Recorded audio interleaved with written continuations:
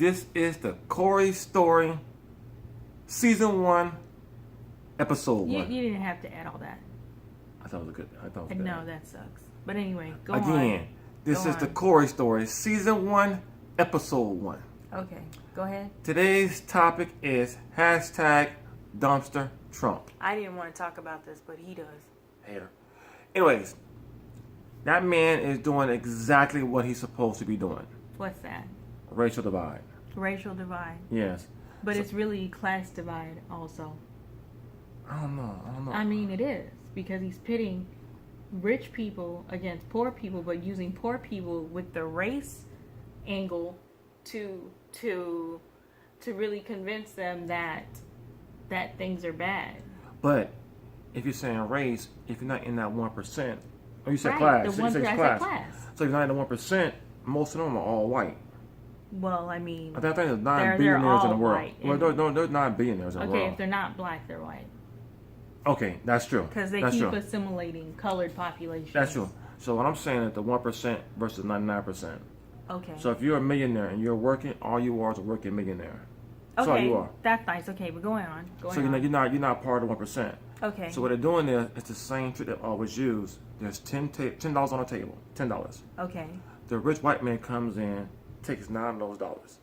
Then he'll tell the poor white person that black man wants your dollar. So, that's right. So the white person, in their ignorance, wants to fight you now for 4 fucking quarters, 10 dimes, 20 nickels, 100 pennies. Stupid. Right, and it works Every time. So now, in their mind, they're believing that they're better off than you. I'm superior to you. This is why the unions and those companies that they thought Trump was for them and they voted for Trump are out on their ass, because he got them to believe that they were keeping something for whites. Yes. And in actuality, those whites believed that. And so they did things, they voted, and what they believed in was in their favor, because they thought it was going to be excluding and, basically shitting on blacks. Exactly. So now you have black people being caught up in this same dumbass system. Right. Saying you're getting caught up on his politics, but this man is doing what he's supposed to do. Right. No president goes into this office looking out for anybody who's poor. No. That includes Obama. They are part of the 1%. Exactly. So here you are. Now you want to blast dumpster Trump. Well, my bad. You want to blast hashtag dumpster Trump. That's his name. Hashtag that's your dumpster brand? Trump. Okay. Yes, that's my thing. Hashtag dumpster Trump. You want to blast him, but they'll love on Obama. But Obama didn't do anything for black people.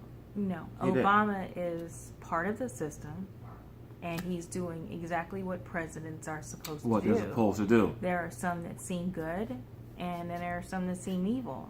But it's just all to get your emotions involved so that you're distracted from not actually seeing what's actually going on. Your emotions are involved, so you're not able to logically examine the policies that are being put in place to actually oppress you. Now, I will say, hashtag dumpster Trump comes across as being very ignorant. So it's easy to be emotional with this motherfucker. Obama was a smooth talking son of a bitch. But why are we getting emotional about how we know white people act? Nah, because you have Barrio who can come into a room with Michelle on his arms and talk your mama and your lady and her daughter out of their pants. Because he's just smooth talking. Then you got this dude up in here, this Neanderthal, who is just straight up ignorant. So now you're so emotional behind his ignorance. But it's part of the same paradigm. You have racist whites and then the good black. Both of those are tenets of white supremacy. True. Because what is a good black? Yes, I'm asking. Okay, so it depends on who is a good black. But even if we examine it as black folks that love skin folk, good blacks really aren't for us, because the standards, the metrics that we use to determine what a good black is are based on white supremacy. The metrics are really, really bad. They're not for us. So good blacks in what we're talking about are really diet blacks. But how you can solve that is because you can't have a video without a solution.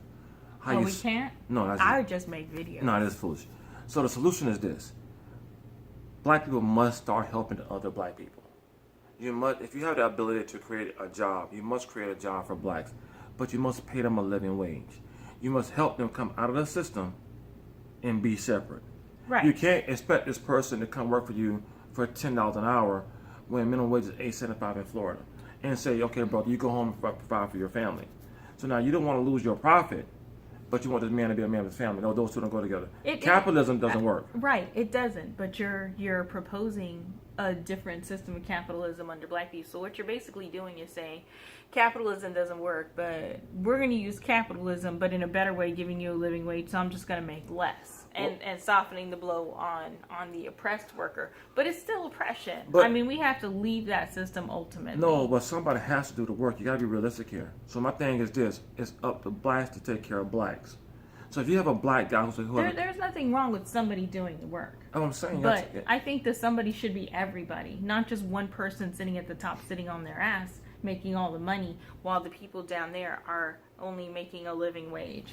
look, Which nowadays is really, I about mean, 15 hour, but no, that's what they're saying. But 15 hour doesn't really get you anything. yeah, it's true, but it's better than 875. Okay, So my thing is I just can't right. argue with that. This is how it works, right? You got to be realistic here. In every culture, in every society, there's always somebody who's at the top. But when black people were all at the top, they took care of everybody. That's not true. Okay, this is my point, though. My point is this: people love saying they had slaves everywhere, which is true. People were at some point in time, all groups of people were slaves. It's just that this barbaric, inhumane, evil thing the white man did in the Americas was a whole nother level of slavery. That was just barbaric. So even when blacks had a slave, don't get me wrong, there was some mistreatment, but not to the level how whites did blacks. Nowhere near that. So what I'm saying is, when you go start your business and you hire that black person with that record, that felony record, don't pay that brother $8 an hour because you can. So kinder, gentler slavery. Take care of your own. Take care of your own. Get them off of this system of a W-2, put them on a 1099, pay that brother tax-free, and show him how to write his own taxes through his accountant to save them money. So now you're also empowering that brother to look at brother. I need you to help me do this, but I'm gonna also help you get on your own too. I guess this is what we must do. But I just feel like the way that a lot of us think nowadays, because we're so invested in white supremacy and capitalism, that we're not actually going to ever overthrow the system. So then eventually what we have is black capitalism. But no, it's not about overthrowing the system. If you unplug for it would collapse. No, ultimately it is about overthrowing the system, because there's no unplugging from it. They will come find you and kill you. And that'll be an example to everybody else to not do that. But this time, you got to have your guns ready too. Well, you didn't say that part. Well, you got to have your guns ready too. You can't sit around and wait for them to come for you. Well, but you can unplug from it. You can say, we're not going to be a part of your system anymore. We're gonna start creating our own schools, our own banking system, our own jobs. We're gonna develop our own communities. But you got to start at some point, and the point is you got to start with the jobs. So if you have a business, go out and start employing that black man, black woman with a felony record. Give them a job. You can't expect this person now. Why would you want to be black to treat somebody who looks like you like the system treats them? That's pure foolish. So my thing is, you're in a position now to empower. Bring that brother or sister in who wants a job, and you pay them a good salary. Those who want to go on their own, you bring them in, teach them the game, and help them go on their own too. So you're saying that capitalism isn't all that bad as long as it's just not as greedy? Yeah, it's not a bad system. It's how the white man has done it. He is only looking out for himself because he knows the bottom's about to fall out. So his whole thing is #dumpster Trump passed a tax law, but for the 1%, it is permanent. For everybody else, it is temporary. So the ones now who are permanent now are making more money now because they're buying back their stocks. And their bank, they get their money all stacked up to make sure that when this thing falls out, when it bottoms out, they're okay. Even though the dollar has no gold back into it at all, it has no value. The only value it has is in exchange. That's all it has. There's no value to this dollar. So the whole thing is to keep you running behind it. So if you could unplug that thing and do what Akon doing and start on your own cryptocurrency, that's beautiful. But the point of it is we must take care of ourselves. We can't get caught up in it. I'm not telling you not to be educated about what's going on, but as you said, I'm going to use your word, it's your emotions. You must separate your emotions from what's going on and realize no president ever has been set up to look out for the poor. Well, I'm hearing that you have the patience. Yeah, you got to. For this. I personally think that, our black intellect should unleash some type of biological warfare in order to go ahead and hasten their demise. which is coming because they're basically not as fertile as they used to be. Well, It's not going to happen in my lifetime. So until the time that we have to pass here on this earth, we do have to make it better for each other. And that means we need to be more community minded. We need to start associating only with our own. Like there's a Chinatown, we need to have an African. You gotta town. love New York. I don't love New York. No, how their setup is. It's segregated. Yes. And I do like that. You gotta love that. They take care of their own. So what I'm saying, nothing new. Right. But I don't love New York in the sense that they're segregated and they shit on everybody that's not on their own. Take care of their own.